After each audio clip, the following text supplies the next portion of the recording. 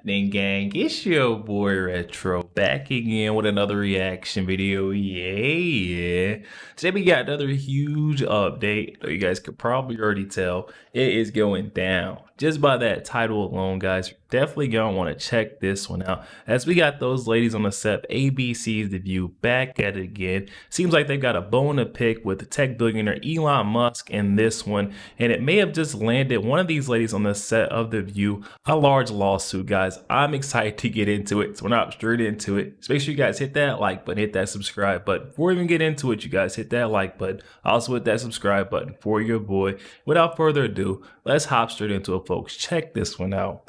Here's what I'm fascinated by. They both have main character energy. They both want to be powerful and the people in charge. And I'm not convinced that this alliance is going to be super long lasting. There's just a chance there's going to be friction between Elon and Trump. But I will say this, there was a micro drama.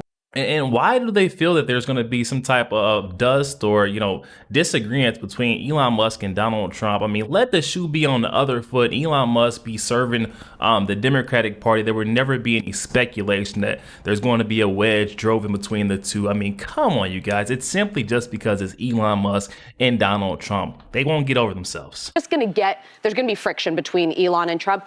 But I will say this, there was a micro drama brewing. Nick Jonas, one of my other favorite Jonas brother, retweeted something with Elon Musk, and people just dragged him and came for him and were like, how could you support this guy?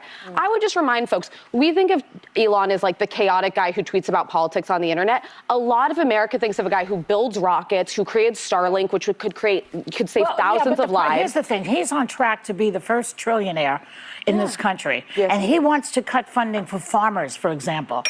As they say, no farmers, no food. And other working people. Here goes Joy Behar, twisting and contorting Elon Musk's words. He never said he wants to get rid of farmers. I mean, come on, you guys. You can't make this kind of stuff up. Like the Grinch who stole Christmas, this guy. So why should anybody praise him? My point is the disconnect, I think, between like average Americans who think of him and associate him with actually great things he's done. Tesla has done great things for this country and for this economy. And they're not thinking about that he's tweeting about government funding bills or conspiracy theories. The problem is people really need to understand that he is not an elected official. So he's in an advisory position, and so he's going to have conflict of interest with all of his businesses, because if he were an elected official, there would be a system of checks and balances, and he would have to divest from those businesses. So he's going to earn money from our government while running our government.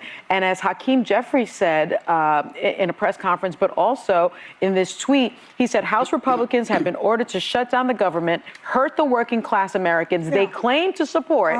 You break the bipartisan agreement, you own the consequences that follow. I mean, but come on, you guys. If you really look at that bipartisan, spending bill, it just was junked out. A bunch of excessive, unnecessary spending. Kudos, hats off to Vivek Ramaswamy, Elon Musk for reading, what was it, over 1,500 pages. In that bill that they tried to junk up. You break the bipartisan agreement, you own the consequences that follow. That's the consequences are exactly, Joy, what you're talking about. They are hurting working people. You want to keep on saying they're hurting their own voters. Everybody keeps on saying, the Republicans are now the party of the working class. Well, working class is about to be and let us remember, when the government shuts down, Congress still receives pay, which I think should not. Members, but not staff. That always irks me. Members, but they also, in the spending bill, asked for a raise. And normally I'm all for people having living wages, but they make $175,000, which is more than 90% of this country. If they cannot figure out how to do the one job they have, which is not bend the knee to their party, but serve the people, they don't deserve a raise, and they should not get one. This is crazy. Well, I mean, but you got to really look, and they try to point that finger, put the blame shift over to, the Republicans, Donald Trump, and Elon Musk in particular in this situation. But you have to remember, the folks who are putting these unnecessary excessive spending plans in these bills, are trying to hide them in these lengthy bills, are these folks from the left. So you can't blame the folks on the right for simply disapproving and saying, hey, this bill is going to cause, or add so much more to our deficit, when it's just completely completely unnecessary spending. It's your fault. The folks on the left who keep trying to sneak and weasel these kind of things in like a raise for Congress. Come on, y'all. What we just handed this card, there's a lot of conflicts of interest with Elon Musk. Tesla received $41.9 million in federal contracts, about $4.9 billion in government subsidies. Yes, they did. A $465 million low-interest loan from the Department of Energy when the company began. So and these are all the things he. And you have to really think about this. She's quoting statistics that happened not underneath Donald Trump. So you got to think about who's in charge right now. This all came from the Biden White House. So, apparently Tesla may be, taking over that market. There's a reason why he's receiving these government subsidies. It doesn't make sense why they try to place that blame solely on Elon Musk and say that he is benefiting or there's a conflict of interest there. I mean, come on. It's been Biden's White House. $5 million low-interest loan from the Department of Energy when the company began. So these are all the things he wants to cut. Yes. That's the piss off. Yes.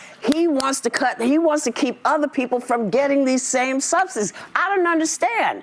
Listen, they keep talking about how the elites are in. Well, now the elites are in, and this is how elites treat you. Yes, This is how elites do it. That's right.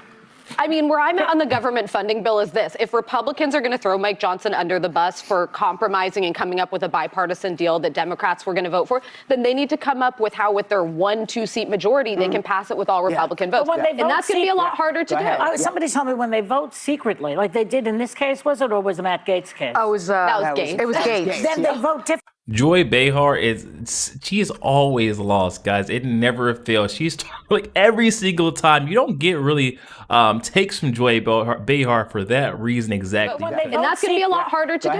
Somebody told me when they vote secretly, like they did in this case, was it, or was it Matt Gaetz' case? Oh, that was Gaetz. It was Gaetz. Then they vote different though when they are. That's what leadership races are often different results than what you would publicly expect because nobody sees how they're voting. And also think about this: if they don't vote publicly, Musk warned on X, any member of the House or Senate who votes for this outrageous spending bill deserves to be voted out in 2 years. But I don't understand. You are not in office yet. Yes, but you are not. You are not in office yet, guys. Elon Musk didn't win the 2024 elections. Last time I checked, it was Donald Trump. I mean, these ladies are so far in left field. That false reality world they live in, they don't even know. Like, you're not in office yet. I mean, come on, listen to her. But I don't understand. You are not in office yet. Yes, but you are not elected power. official. You are not an elected official. Yeah. And somebody has to come up with how this is going to work because there can't be 9 presidents. No. It just can't be. Oh my God. And here they go. They're mad that we have strong, good leadership. It feels like you have 9 presidents when you got a strong leader with great appointees in his cabinet. I mean, it definitely beats the alternative, what we've seen on the other side, what we had for the last 3.5, almost 4 years now. Joe Biden, the Biden and Harris administration. I mean, come on. How many leaders do we have there? I don't even think we had half of a leader in that case. Work because there can't be 9 presidents. No. It just can't be. They keep insisting that he won a mandate. He did not win a mandate. Who won a mandate? Trump. That they say that Trump won in a mandate. He did not win in a mandate. Meaning he did not. That he won overwhelmingly. He won by about 1.5 million votes. But it doesn't matter. It was a very close race. It doesn't matter, guys. Listen to them. They still can't cope. Even Joy Behar coming out of nowhere they're saying that he wanted a mandate. It was a landslide victory in favor of Donald Trump. Definitely wanted a mandate. These ladies are just showing how far off in La La Land they truly do live in. Won overwhelmingly. He won by about 1 million votes. But about a million it doesn't votes. matter. It was a very close race. He won. He's the one that we have to have this dialogue people voted with. for Trump. They didn't vote for Elon. They didn't vote for E. I was asking Alyssa backstage. So let's say this shutdown happens, right? And it's happened before. Yeah. What happens to the country? So it can have major economic consequences. To give people to assuage some fears. Social Security still goes out. Okay. Medicare and Medicaid does.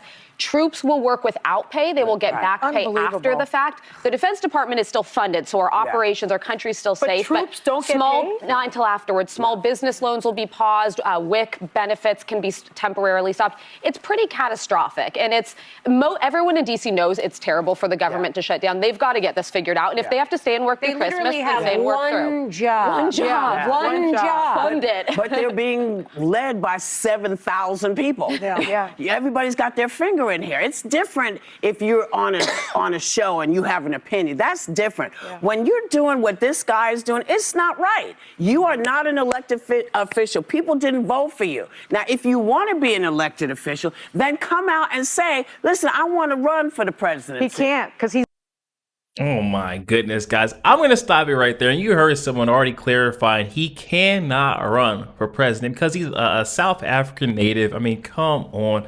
Whoopi Goldberg and these ladies once again showing us that they're just not coming to the reality table anytime soon. You can see it right here. I think the closest to reality is that Alyssa Fair-Griffin. And then I swear I have a sneaky suspicion about that Sarah Haynes, but she may be on board with the Trump train here soon. Guys, but definitely hop in the comment section and let me know your thoughts. It seems like there is just major beef with these ladies and all of Trump's appointees to his cabinet. Guys, definitely hop in the comment section. Let me know what you're thinking. Also, make sure you guys hit that like button, hit that subscribe button. If you enjoy more content like this, catch you guys on the next week.